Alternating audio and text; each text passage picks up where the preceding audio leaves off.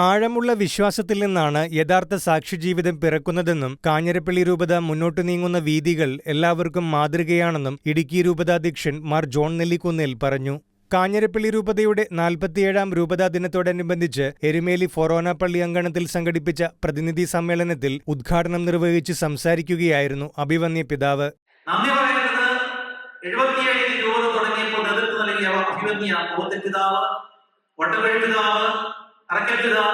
ഇപ്പോൾ ധീരതയോടുകൂടി കഴിഞ്ഞ 4 വർഷങ്ങളായി യുവതാദർശം നിലയിൽ നമ്മളെ നയിക്കുന്ന പുളിക്കപ്പിതാവ്.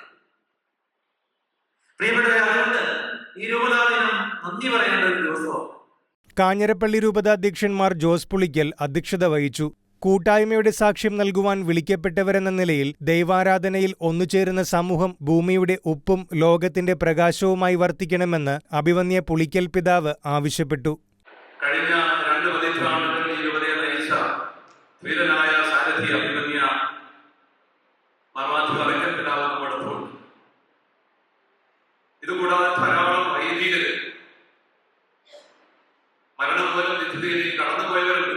ആദ്യകാല രൂപതയുടെ നമ്പരങ്ങളൊക്കെ ഹൃദയത്തിൽ ഏറ്റുവാങ്ങി ഇവിടെയുള്ള ദൈവജനത്തിന് വേണ്ടി സ്വയം ഉറച്ചു വിളമ്പി കഷ്ടപ്പാടുകൾ ധാരാളം ഏറ്റെടുത്തുകൊണ്ട് വിവിധ ഇടവകളിൽ ശുശ്രൂഷ ചെയ്ത വലിയ ദൗത്യങ്ങൾ നിർവഹിച്ച് നിത്യസമ്മാനത്തിന് കടന്നുപോയ നമ്മുടെ പ്രിയപ്പെട്ട വൈദികരെ നമ്മൾ ഓർക്കേണ്ടതുണ്ട്. അഭിമാനത്തോടും നന്ദിയോടും കൂടി.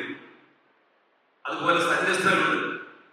നമ്മുടെ വ്യത്യസ്തങ്ങളായ സന്യാസ സമൂഹങ്ങളിലൂടെ ഈ പ്രാദേശിക സഭയെ വ്യത്യസ്തമായ രീതികളിൽ ഓരോ കാലഘട്ടത്തിലും ശക്തമായി സമർപ്പിത ജീവിതത്തിലൂടെ നയിച്ചു വളർത്തിയവരാണ് അവരെല്ലാം നമുക്ക് ഈ സമയം സ്നേഹത്തോടെ ഓർക്കാം.